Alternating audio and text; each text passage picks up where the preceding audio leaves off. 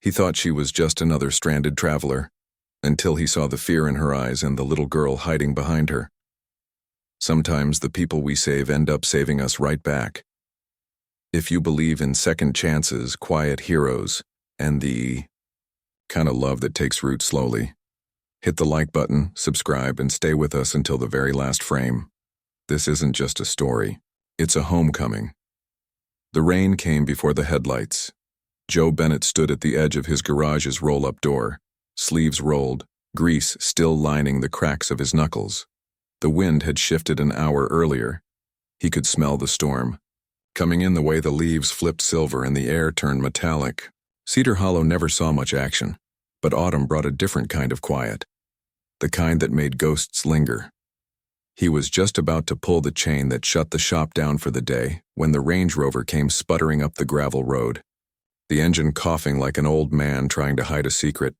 Joe frowned. That car didn't belong here. Then he saw her. The driver's door opened, and a woman stepped out, shielding a child in her arms from the thickening rain. She moved fast, purposeful but not panicked. The girl, maybe 6, maybe 7, pressed her face into her mother's shoulder, soaked curls sticking to pale skin. Joe didn't move at first. His instincts, honed over a decade of wanting to be, left alone, told him to stay put, close the door, and wait for them to go somewhere else, anywhere else. But she looked up, and in that one glance, half plea, half defiance, he saw something he hadn't seen in a long time. A kind of quiet, desperation that wasn't asking for pity. "Hi," she called, her voice low and steady despite the downpour. "Is the garage open?" He stepped forward, wiping his hands on a rag. "Depends on what you need." "I don't need much," she said. "Just somewhere dry for her." Joe hesitated. The rain was falling harder now, a cold, steady curtain, soaking through her shirt. The girl let out a small, tired cough. That sound, thin and sharp like something breaking in his chest, was what finally made him nod. "Come in." Inside the garage's side office, it smelled like coffee that had gone cold and a life that had been paused mid-sentence. Joe kept it tidy enough. A battered leather couch, a space heater that whined like a dog with arthritis, and a chipped mug someone once called the world's best dad. He flicked on the light. The woman stepped inside with the girl still in her arms. Joe pointed toward the couch without speaking. She sat, the girl curled into her mother's chest like it was the only home she had left. "Thank you," the woman said, brushing rainwater from the girl's face. Joe just grunted and moved to the counter. He plugged in the kettle. "I've got tea, no sugar, no milk." "That's fine." He poured water into 2 mismatched mugs and brought one over. She reached for it carefully, balancing the girl against her. Her fingers brushed his. Cool and trembling, not from the rain but from something deeper. He pulled his hand back. "Car's a Range Rover," he said, more to fill the silence than anything. "Engine trouble?" "Maybe." She looked down. "I'm not sure, it just stopped." Joe studied her as she smoothed damp hair from the girl's forehead. She wasn't wearing makeup, and her eyes were tired in the way people get when sleep isn't the problem. Her clothes were simple but expensive, the kind you'd find in a boutique in Nashville or Chicago. The SUV was too new, too pristine to be from around here. He didn't ask more. He never did. Curiosity used to cost him more than he could afford. By the time he opened the hood outside, the storm had picked up. Wind lashed against the side of the building and the rain stung his face. The engine bay steamed slightly from the residual heat. He worked with methodical hands, checking lines, fluid levels, listening for the kinds of sounds only old mechanics can hear. Inside, he could see them through the office window. Mother and child, wrapped in the worn wool blanket he kept around for emergencies. He hadn't touched that blanket in years. Had almost thrown it away once. It had belonged to someone who no longer walked this world. Joe blinked the rain from his lashes and went back to work. Later, when the rain softened to a whisper, he stepped back inside. The girl was asleep now, curled on the couch. The woman sat beside her, eyes distant, hands still. Joe cleared his throat gently. She's got a name? The woman looked up. Her name's Ellie. He nodded once. She okay? She gets tired easy when she's cold, she said. It'll pass. She sick? No, she said. Then after a pause, not anymore. Joe didn't ask what that meant. He poured himself another cup of tea and sat across from her. The rain ticked against the windows. The space between them wasn't awkward, just unfilled like an attic that hadn't been opened in a while. She your only one? She hesitated. Yes. Another pause. Where's your husband? Her eyes flicked away. He's not coming. Joe nodded slowly, as if that answered everything. Maybe it did. The light above them flickered once before holding steady. Joe leaned back in his chair. He didn't want to get involved. He didn't want to care. He didn't even know this woman's name. But he couldn't ignore the stillness in the room. Not empty, just paused, like something waiting to begin again. He looked at the girl, Ellie. Her fingers clutched the edge of the blanket. A tiny hand wrapped around a threadbare corner, holding on like it meant something. Joe exhaled through his nose. You can stay the night, he said, not quite meeting the woman's eyes. There's a cot in the storage room. It's dry, safe. She looked at him, quiet for a long moment. Thank you. He nodded again, but it wasn't habit this time. It was choice. Later, after he locked up and turned off the lights, Joe stood by the office window watching the rain.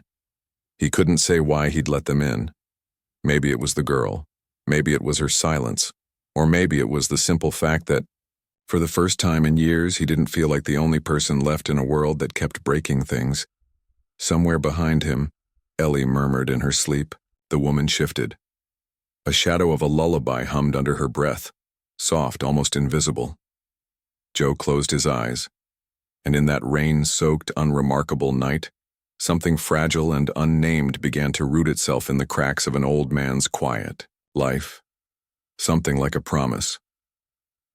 Joe didn't sleep that night. He lay on the cot in the storage room behind the garage, the old metal frame groaning with every breath. The rain had eased to a gentle patter, but his thoughts clattered louder than any storm. Somewhere on the other side of the thin wall, a woman and her child were asleep on the office couch, wrapped in his old wool blanket, breathing peace into a place that hadn't known it in years. That wasn't supposed to matter.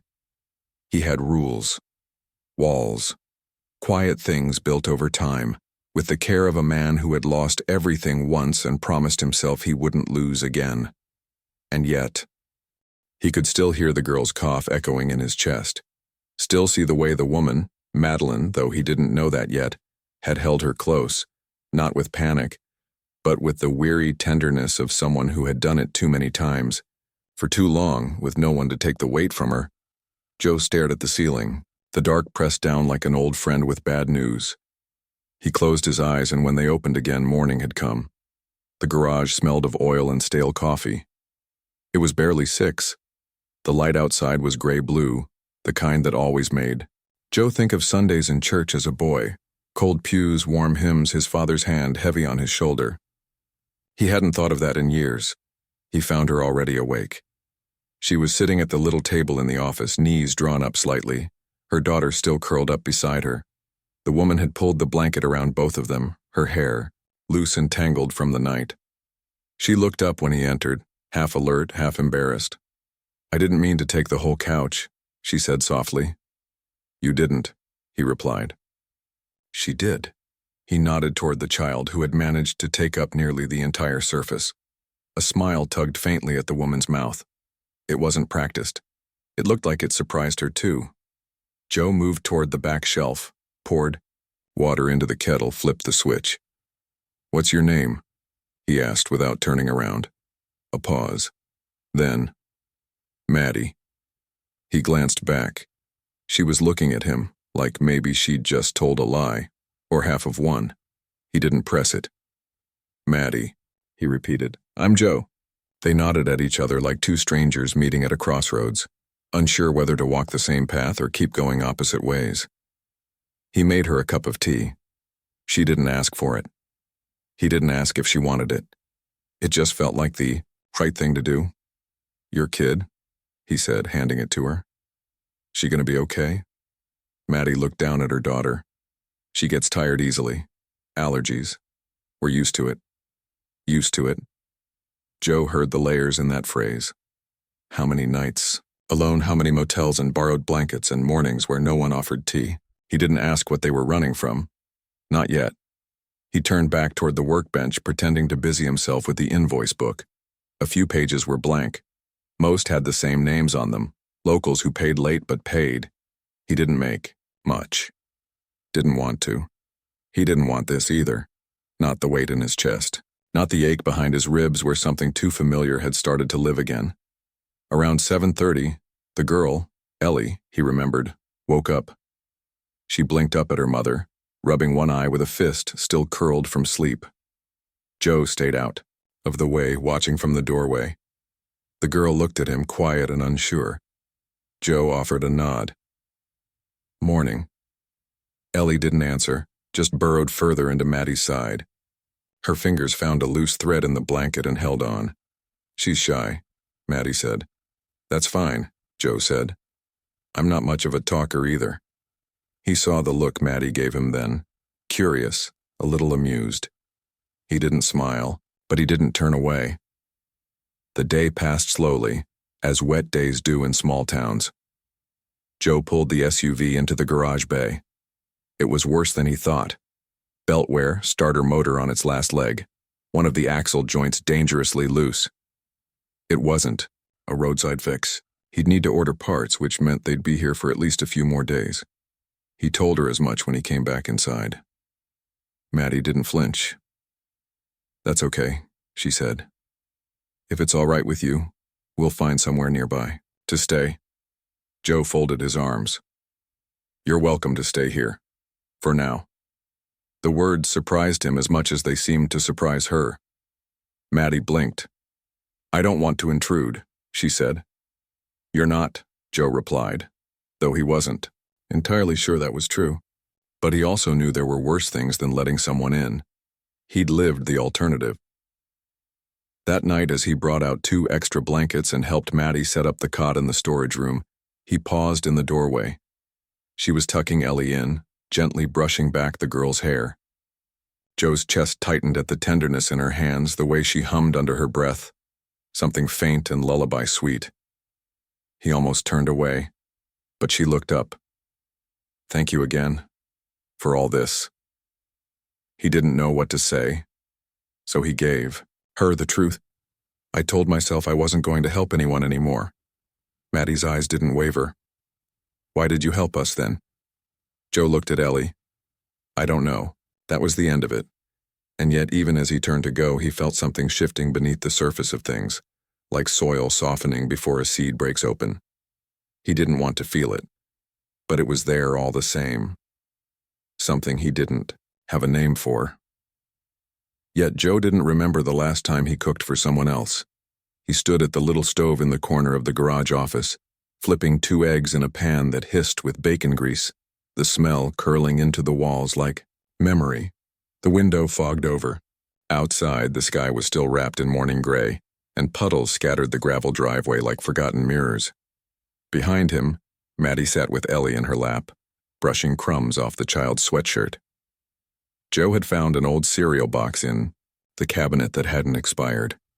She'd made do with it like it was a gift. "You don't have to do that," Maddie said, watching him from across the room. "Do what?" "Cook," Joe shrugged.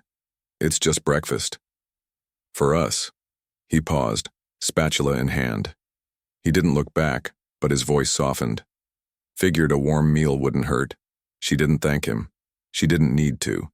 The way she said "for us" had already said enough. They ate in silence. The folding table only had 2 chairs, so Maddie sat cross-legged on the floor with Ellie, while Joe took the seat closest to the door. He watched them over the rim of his mug. Ellie ate slowly, like every bite needed permission. She kept looking at her mother for cues, when to chew, when to swallow, when to smile. Joe saw it all and said nothing. After they finished, Ellie picked up a pencil from the desk drawer and began to draw on a spare invoice slip. Maddie leaned her head against the couch and closed her eyes.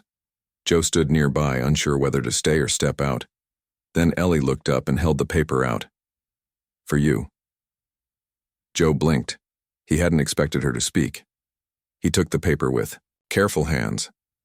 On it was a rough sketch of 3 stick figures, 1 tall, 2 small, all holding hands. The smallest had a scribbled bow on its head. Joe stared at it a moment too long. "That me in the middle?" he asked quietly. Ellie nodded. Maddie opened her eyes. "Ellie," but Joe cut in, voice dry. "Good likeness." Ellie giggled. The sound cracked something in the air like the first warm day after a long frost. Later that day, Joe got a call from a local supplier. The part for Maddie's car wouldn't arrive for another 4 days. 5 maybe if the truck ran late. He hung up the phone, turned to Maddie and told her what she probably already guessed. She didn't look upset, just tired. "We'll get out of your hair soon," she said. Joe shook his head. "Didn't say you had to." "You didn't say we could?" He didn't smile, but his tone gentled. "I didn't say a lot of things." That afternoon, he cleared out a corner of the garage, laid down a few blankets on a camping mattress, and told them it was theirs for now. He brought in a space heater from storage, found a box of toys someone had once donated for a church drive still unopened. He didn't say why he had it, didn't mention that the church closed years ago, that the drive never happened. Maddie didn't ask.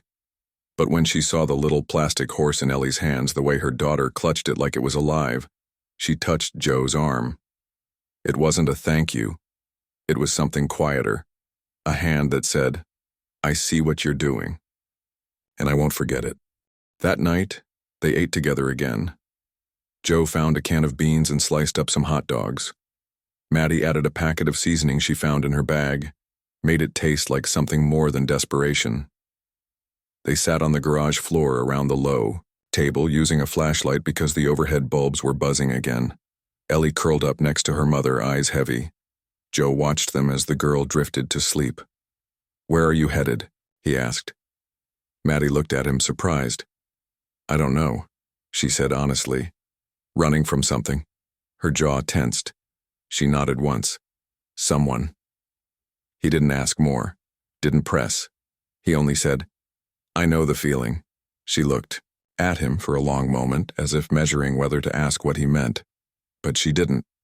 Not yet. Before he turned in for the night, Joe stood by the window again, looking out at the sky. The stars had come out, faint and scattered. The rain had washed everything clean but not gone, just waiting behind the hills. In the corner of the garage, the little space he'd made for them glowed softly from the nightlight plugged into the wall. Ellie's head rested on her mother's arm. Maddie lay still, breathing deep, her face finally at rest. Joe leaned a shoulder against the doorframe, arms crossed. This wasn't supposed to happen.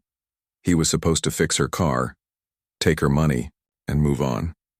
Let her disappear into whatever story she was running from. But tonight 3 people had shared a meal. A child had drawn a picture of a family. A woman had smiled with something like safety, and he, Joe Bennett, had let someone in. He didn't know what that meant, but he felt it, clear and certain, in the quiet between the 3 of them. The dreams came back that night. They always did. When Joe let his guard down, even a little, it didn't take much. A laugh too close to something he used to know. A little girl's cough in the dark, the scrape of a spoon in a bowl, echoing like dinner tables long gone cold. In the dream, the house was burning again. He wasn't in it, but he was always too close. Smoke curled under his skin. Somewhere inside, he could hear Rachel calling for him, not in panic, but in disappointment. That was the worst part. Not the fire, not the ash, just the sound of her voice, the way it said, "You didn't come soon enough." He woke with his hand clenched into a fist around the blanket. Outside, the night was still. Inside, it was darker than usual. The power had flickered out sometime after, midnight, storm lines maybe. The garage sat in silence, the air heavy with sleep and secrets. Joe sat up slowly, joints creaking in protest. He rubbed his face, trying to scrape off the weight of the dream. Then he heard it, a sound like breathing but not steady, a whimper. He stood. The light from his flashlight was soft, barely enough to see. He moved quietly past his workbench, stepping around scattered tools until he reached the little corner where Maddie and Ellie slept. Maddie wasn't asleep. She was curled in on herself, one arm draped protectively over Ellie, who slept undisturbed. But Maddie's body was rigid, her shoulders shaking. She wasn't crying, not loudly, just breaking as quietly as she could. Joe stood there a moment, unsure of what to do. He wasn't good at comforting people. He wasn't good at people, period. And yet something in the way she trembled told him that if he left now, the damage would spread deeper, like fire behind a wall. He cleared his throat gently. Maddie startled, but didn't sit up.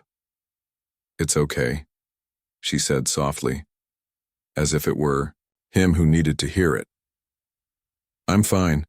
He didn't believe her. Joe crouched down, resting on the balls of his feet, flashlight low. "Bad dream?" She didn't answer at first, just nodded. Then quietly, "No.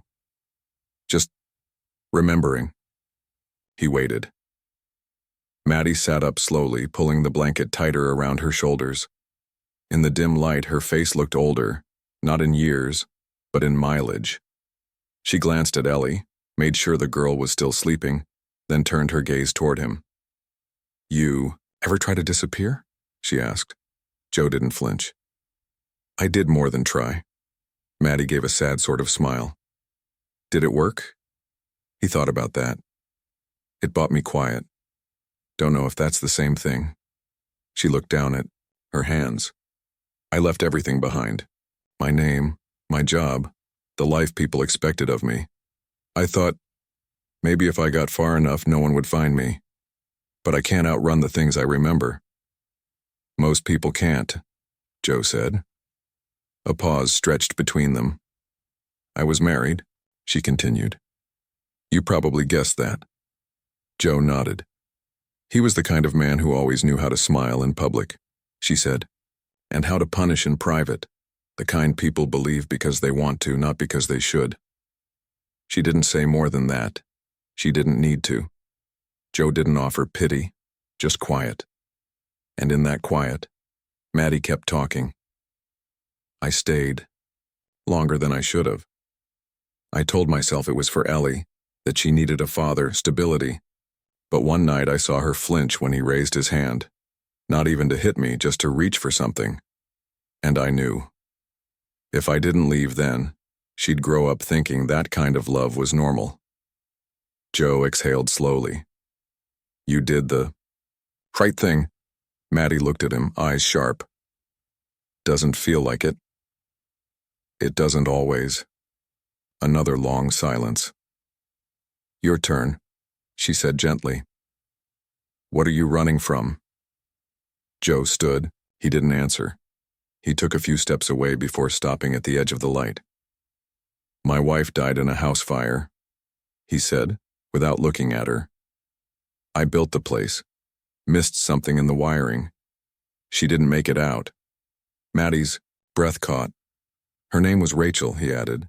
Then he disappeared into the dark. The next morning, the air was crisp, and the storm had moved on. The light that filtered through the windows was soft, not yet warm, but not unforgiving. The kind of light that makes things look more honest. Joe was already outside, clearing branches off the gravel lot, when Maddie came out with 2 mugs of tea. She didn't say anything, just handed him one. "Thanks," he murmured. "For the tea, or for not pretending last night didn't happen?" He gave her a sideways glance. "Both." They stood in silence, sipping. "I was thinking," she said, "about staying." Joe's body went still. "Just for a while," she added quickly. "Till the car's fixed, maybe a little after. It's the first time Ellie slept through the night in months." Joe looked down at his mug. "That's a good reason." "And you?" she asked. "Why haven't you left Cedar Hollow?" He shrugged. "No one expects anything of me here." Sometimes, she said. That's not the same as being safe. He looked at her then, really looked.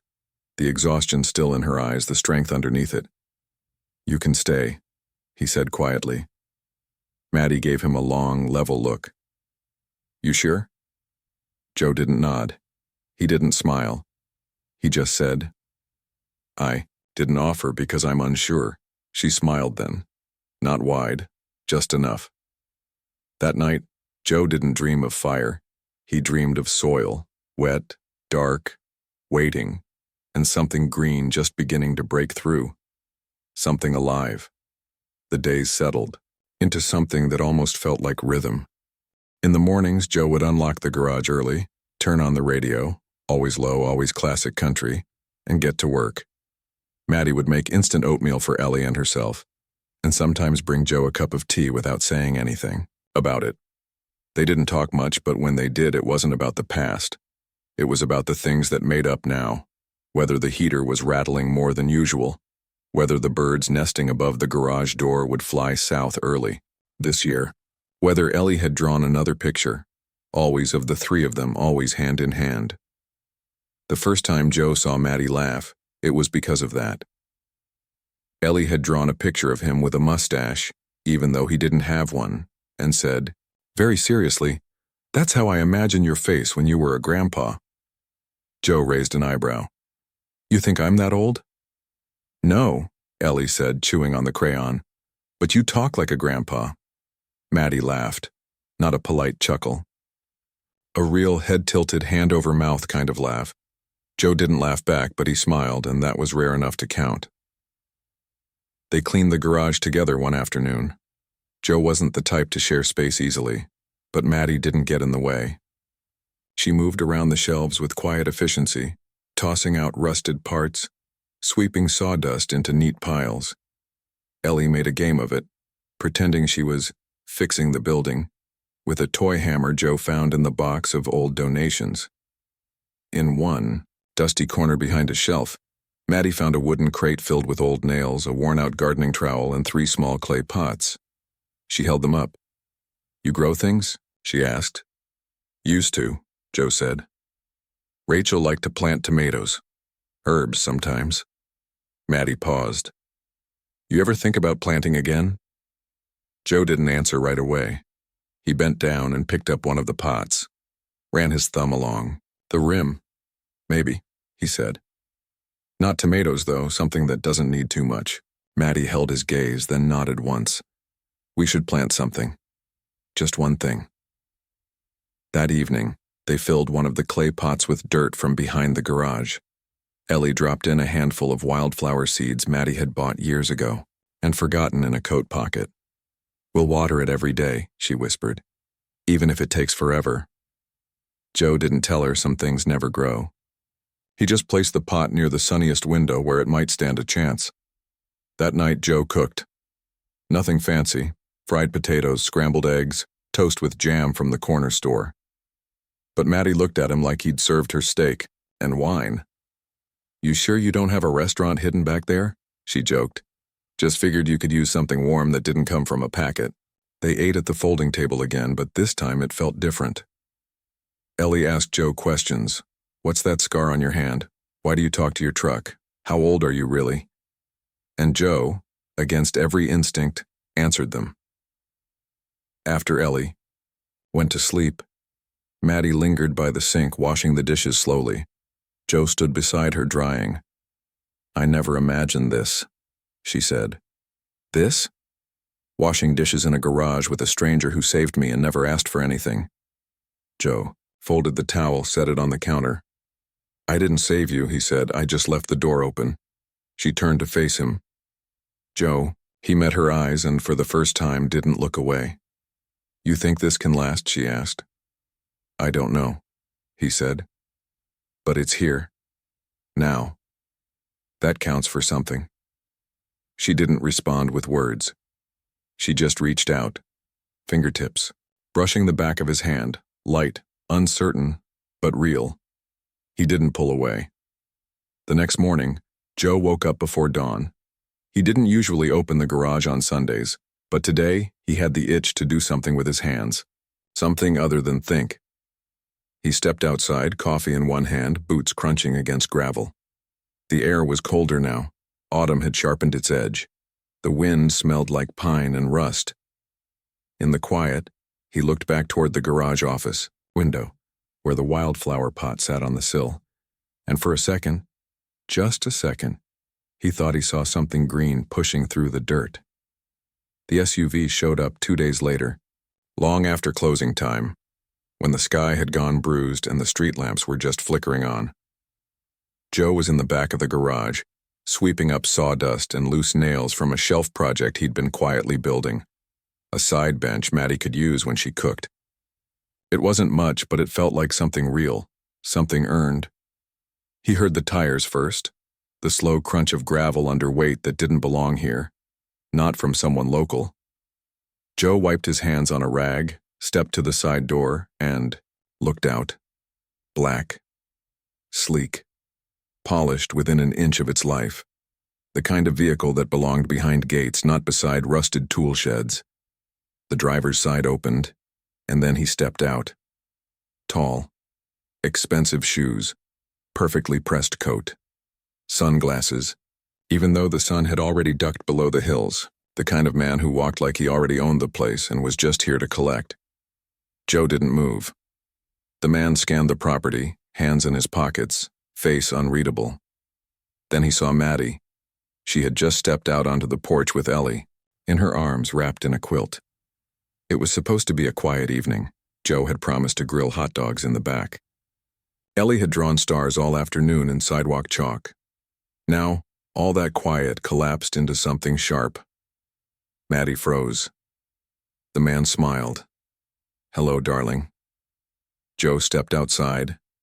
He moved slowly, deliberately. Stopped a few feet from the man and planted his feet. His hands were still in his jacket pockets, but the look on his face said enough.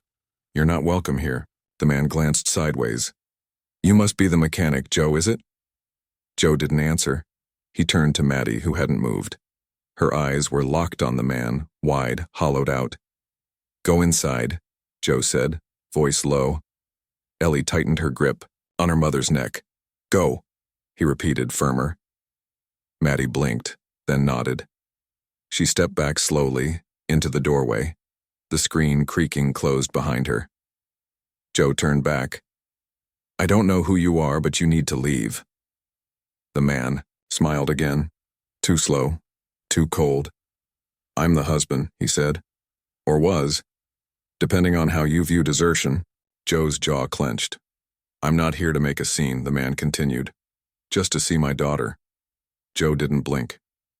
"You're not here to do anything." Now the man's smile faltered, just a fraction.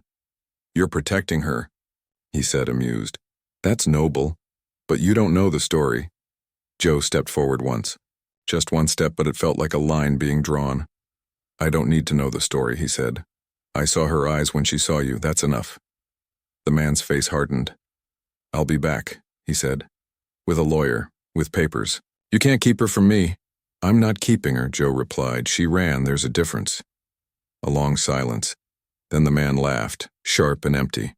"We'll see about that." He got back in the SUV. The engine purred like money, and then he was gone. Joe stood there long after the dust settled.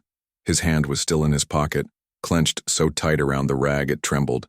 Behind him, the door creaked open again. Maddie stood there holding Ellie close. Her face was pale, her lips pressed into a thin line.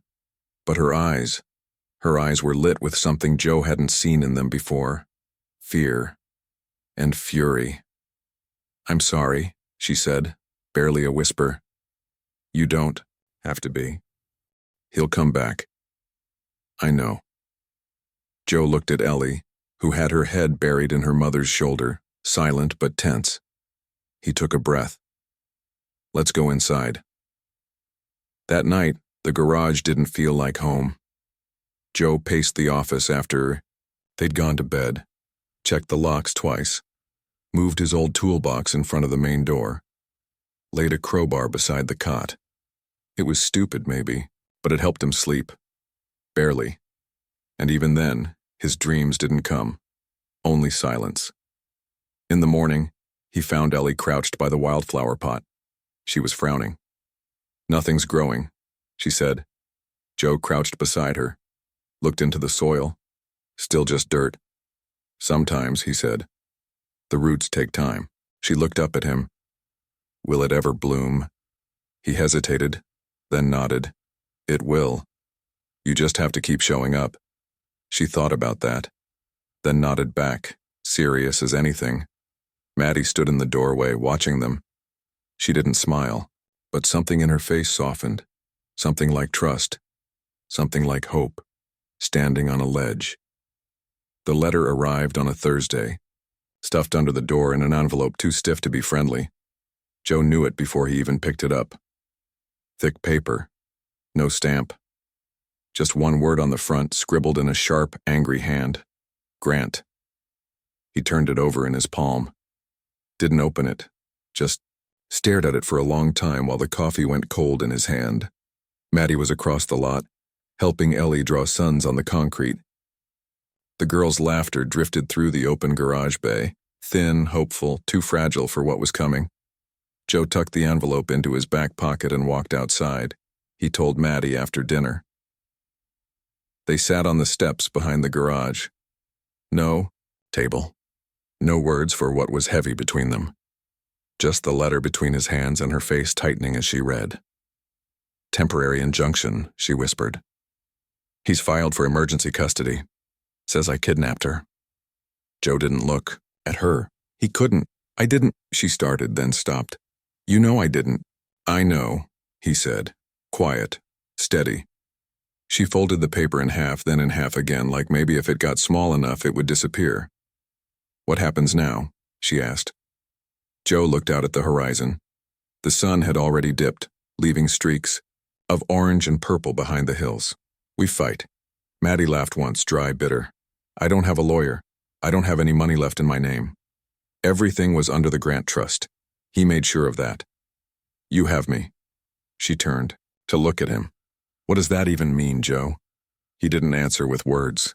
Instead, he stood, walked into the garage, and came back with something wrapped in an old oil rag. He unwrapped it slowly. A small metal box, battered and quiet. Inside was a wedding band, a picture of a woman with kind eyes and wild hair, and a folded piece of paper, a certificate of discharge from the U.S. Army. "I don't talk about my past," he said, "because it broke me, and I let it." He looked up. "But I won't let it break her." The custody hearing was set for the next Tuesday. Joe knew the courthouse in the next county. Small, 2 rooms, judges who liked quick rulings, especially when the petitioner had money and the respondent had a borrowed coat and a story that sounded too sad to be true. Joe made some calls. He went to see Sheriff Daniels, retired but still sharp, and asked if he'd be willing to speak on Maddie's behalf. Daniels said yes before Joe finished asking. He went to see Beth, the woman who ran the bakery and had once given Ellie a free cookie without knowing her name. Beth said she'd come too. "You don't need to prove she's a mother," she said. "I've seen it in her hands." He called in every favor he hadn't used, and when that wasn't enough, he made a new one. Monday night came fast and slow all at once. Ellie had fallen asleep early, too worn out from a day of questions she didn't understand. Maddie sat at the kitchen table, really just a repurposed workbench now, with her fingers placed together so tightly they looked like they might snap. Joe stood by the door watching her. "You okay?" he asked. "No," she said, "but I'm going anyway." He nodded. She looked up. "Why are you doing this, Joe?" He swallowed, and for the first time since Rachel died, he said it out loud. "Because I thought I didn't deserve another family." He stepped closer. "But you and Ellie, you didn't ask me to fix anything. You just showed up. And suddenly, I had someone to cook for, someone to check the locks for, someone who made the quiet feel less like punishment." Maddie stared at him, eyes glassy. "I thought I couldn't feel this again," he said, voice low. "I thought it'd kill me." He reached for her hand. "But if I have to lose again to protect you, I will." No hesitation, and she whispered, Don't leave me alone tomorrow. I won't. Tuesday morning was cold. Joe wore his one good shirt, ironed flat against his chest. He didn't speak much on the drive, but his hand stayed firmly on the wheel, steady as bedrock. Maddie sat in the back with Ellie, arms around her like armor. When they reached the courthouse, the man in the black SUV was already waiting. He smiled, like a man who knew he'd already won, but he didn't see the town behind Joe, didn't see the sheriff in full uniform, the bakery owner holding Ellie's drawing, the mechanic, the widow, the teenager Maddie once helped across the street, all in the gallery, sitting silent but strong. And he didn't see Joe stand up in front of the judge and say, in a voice steady with truth, "I've seen what fear looks like in a child's eyes, and I've seen what safety looks like when she's with her mother." He looked at Maddie. "You don't need to be blood to be a family." They didn't win the case that day, but they didn't lose either. The judge delayed the ruling, ordered an investigation, a social worker visit, and granted Maddie full temporary custody until the next hearing. It wasn't over, but it was enough. Outside, the wind picked up. The clouds gathered again. Joe stood with Maddie on the courthouse steps, Ellie asleep against her chest. "I thought I'd have to run again," she whispered. Joe shook his head. "Not this time." She turned toward him and said, barely audible, "I think this is the first time someone stood in front of me instead of behind." Joe didn't answer. He just reached out, and for the first time he held them both. The smell hit him first. Joe was asleep in the cot, head turned toward the open garage window when something burned its way into his nose. Sharp, acrid, wrong. Smoke, but not from the stove, not from the heater. This was different, wild, chemical. He sat up fast. Outside, the darkness flickered orange. Joe was on his feet before his breath caught up with him. He shoved open the door, hard hammering, bare feet crunching gravel. The back shed was already gone. Flames licked through the wooden structure like it was paper. Sparks spat into the air, dancing like devils. The fire spread fast, too fast. "Maddie!" he roared, running toward the garage. By the time she opened the door, Ellie in her arms, her face pale and eyes wide, the front windows were glowing with reflected firelight. "I smelled it," she gasped. "Is it?" "Get in the truck," Joe barked, grabbing his boots. "Now." He ran to the driver's side, flung open the door, started the engine. The truck coughed, shuddered, then turned over. Maddie climbed in behind him, Ellie clinging to her chest, half asleep, coughing already. The fire moved like it knew them. It leapt from the shed to the side wall of the garage, catching the dry wooden slats Joe hadn't had the heart, or the money, to replace last summer. By the time the volunteer fire truck arrived from town, it was too late to save much. Joe stood in the gravel, barefoot, arms crossed over his chest. Maddie beside him, silent. Ellie wrapped in a blanket, asleep in the cab of the truck. Her little hand still clutched the plastic horse Joe had given her. The building hissed and cracked and folded in on itself. Years of work. His tools, his makeshift kitchen, the cot, the table where they'd eaten dinner just 2 nights ago. Gone. When the firemen left, there was nothing left to do but watch the smoke drift like ghosts. Over the ridge, Joe didn't speak. Not when the sheriff offered him a hand on the shoulder. Not when Beth showed up with a thermos of coffee and eyes rimmed red. It wasn't until the sky began to lighten, just a hint of gray bleeding into black, that Maddie finally said, "I'm sorry." Joe shook his head. "No," he said. "This isn't yours." She looked at him, tears brimming. "He did this, you know he did.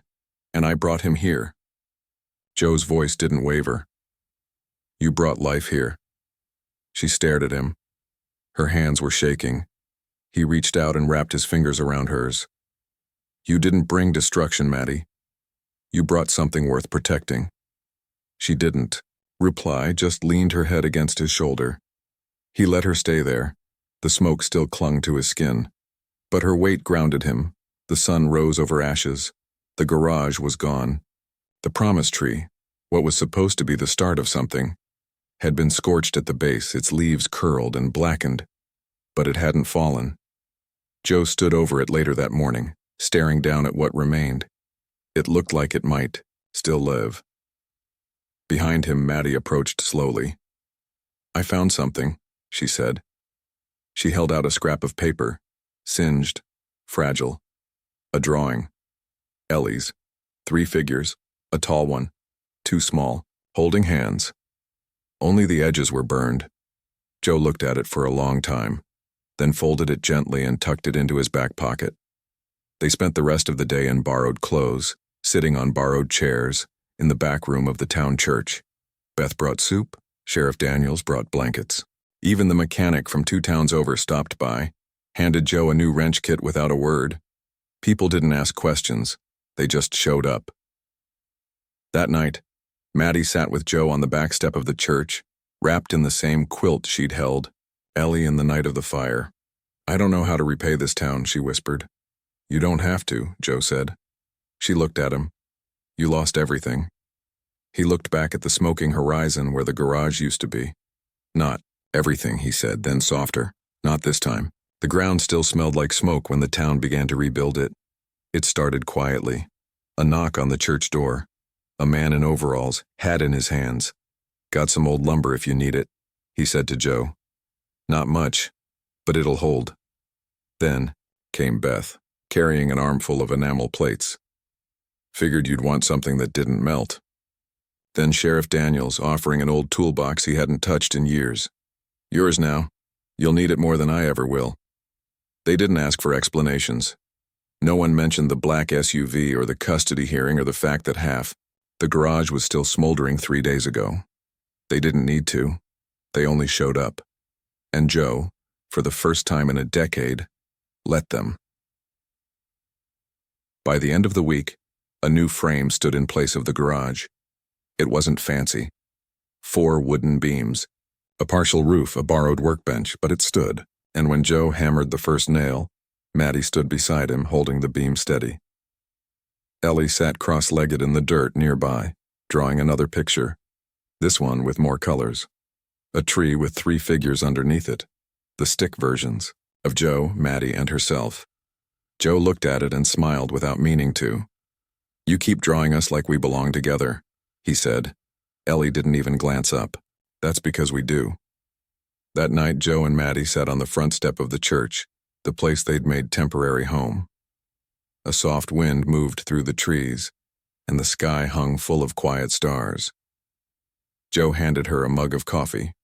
She held it with both hands as if it warmed more than just her skin.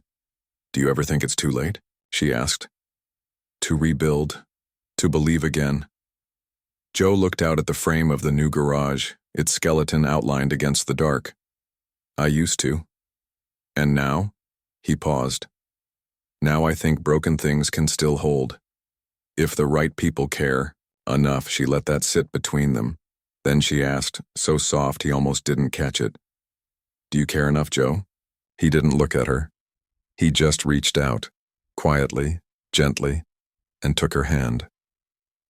The next morning, something shifted. Not in the sky or the earth, but in the people. Half the town turned up to finish the frame. Even the kids pitched in, passing, hammers and laughing like they'd known Maddie and Ellie forever. No one said, "We're sorry for what happened." They just built. They built like people who knew loss, who knew starting over, who knew that showing up meant more than saying the right words. Joe worked without talking much, but something loosened in him with every board, every beam lifted into place. A pressure in his chest started to ease, like a fist unclenching after holding on too long. Late that afternoon, as the sun dipped low and the shadows stretched long, Maddie stepped outside holding a small potted plant, the promise tree. It had survived, burned at the edges, leaves gone, but alive. She knelt in the center of what would be the new front yard and dug into the earth with her bare hands. Ellie joined her, dropping one small stone beside the base of the root, a smooth river rock, painted with the word home in careful crooked letters. Joe stood a few steps away watching. Maddie looked up. You want to plant it with us? He hesitated, then knelt beside her, took the pot in his hands, and lowered the roots into the ground. They covered it together, hand over hand. No words, just dirt and breath, and something ancient stirring beneath them. When the sun finally disappeared, and the tree was in the earth again, Joe stayed a moment longer. He brushed off his hands, stood up slow, and looked at the people still lingering nearby, the ones who stayed, the ones who didn't ask him to explain himself or earn his way back into the world. They just saw him, and in their quiet way they'd said, "You're not alone anymore." Spring came slow to Cedar Hollow. It crept in beneath the chill, softening the edges of the cold. The creek thawed, the wind stopped biting, and in the morning light, the promise tree began to bloom. Tiny green buds pushed through blackened branches. Not many, not loud, but they were there. Life had held on. The new garage wasn't finished, not yet, but it stood solid. Wood beams clean and strong, windows framed but still empty. Joe had carved each groove himself, every nail set by hand. He could have hired help. The town would have paid for it, but he needed to feel the work, needed to touch each piece. Not as penance, but as proof that he could build something again, something that stayed. On a Saturday morning, Maddie made pancakes on a borrowed griddle. The smell curled through the walls like music. Ellie sat at the folding table with a marker in each hand, humming while she drew a banner that said, "Grand Opening," in bright, crooked letters. Joe sipped coffee and watched them both from the doorway. "I'm not sure we're ready for a grand opening," he said. Maddie turned. "Why not? You've got walls, tools, and 2 loyal employees." Ellie held up her hand without looking up. "I'm in charge of paint." Joe smiled. "God help us all." After breakfast, they stepped out to the yard. The grass was still patchy, the wind still sharp, but the sun had found its place in the sky. They gathered around the promise tree. Ellie knelt beside it and ran her fingers gently over a budding leaf. "Told you it would grow." Joe crouched beside her. "You were right." Maddie placed a small wooden plaque in front of the tree. She had carved it herself with the same knife Joe used in the garage. The letters weren't perfect. That made it better. "Planted on the day we decided to stay." Joe read it once, then twice. "I never thought I'd have another family," he said softly. Maddie looked at him, eyes steady. "I never thought I'd feel safe again." Ellie, between them, reached up and took both their hands. They sat outside that evening, wrapped in one quilt, watching the sun slide behind the ridge. The town had quieted. The hills shimmered with leftover gold. In the distance, a dog barked. Somewhere nearby, someone was playing guitar. It was the kind of evening that didn't need to be explained. Maddie leaned against Joe's shoulder. "I don't know what tomorrow brings," she whispered. Joe didn't respond right away. He watched Ellie chase a ball across the yard, her laughter rising like wind chimes. He watched the tree sway, still fragile, but rooted. Then he said, "We don't have to promise forever." He turned to her. "But we can choose each other again. Every day." Maddie closed her eyes, let out a long breath. "I like that better." That night, after Ellie was asleep and the wind had settled, Joe stepped outside one last time. He stood beside the tree. The plaque sat steady in the dirt. The leaves shimmered faintly under the moonlight. He reached out and placed his palm gently on the bark, not to measure its strength, but to feel it breathing. The roots would hold, because they weren't just planted in the earth. They were planted in him.